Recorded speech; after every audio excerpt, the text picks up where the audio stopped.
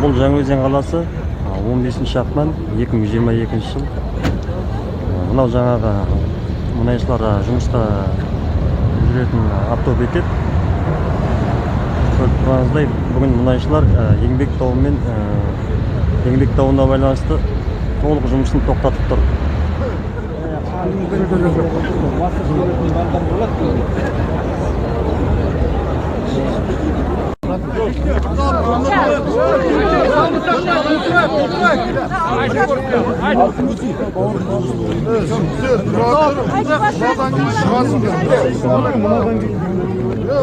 Ассалаумағалейкум қазақ елі. Біздер Жаңаөзен қаласының мұнайшылары бүгін жиылып, өзіміздің еңбек дауымызға осы біздің шешілмеген мәселелерімізді айтуға жиналып тұрмыз.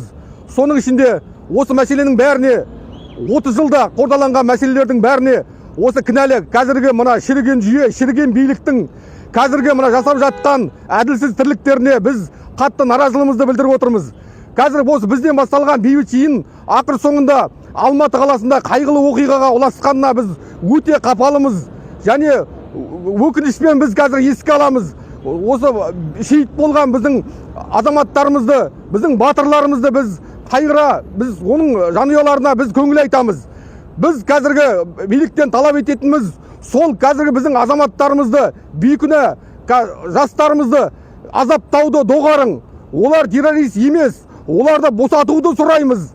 Қазіргі биліктен біздің талап еткеніміз қазіргі үлкен саяси өзгерістер, біздің осы 30 жылда қордаланған үлкен әлеуметтік мәселелерімізді шешу еді. Біз өкінішке орай қазіргі биліктің тірлігінен бұндай қадамдарды қазір байқап отырған жоқпыз. Қазір бізді алдау сұратып отқан тек ауыз түйіс, онда да өзінің бұрынғы қатып қалған, бұрынғы ескі құсқыларын бізге қайтадан бізге ұсынып отыр. Біздер оны емес, жаңашылдық да біз талап етеміз. Жаңа өмір, жаңа өзгеріс керек біздерге, Жаңаөзен халқына. Сондықтан біз жігіттер қазіргі отырған, мына түрмедегі отырған біздің бейкүнә азаматтарымызды босатуды талап етеміз жігіттер. Талап етеміз!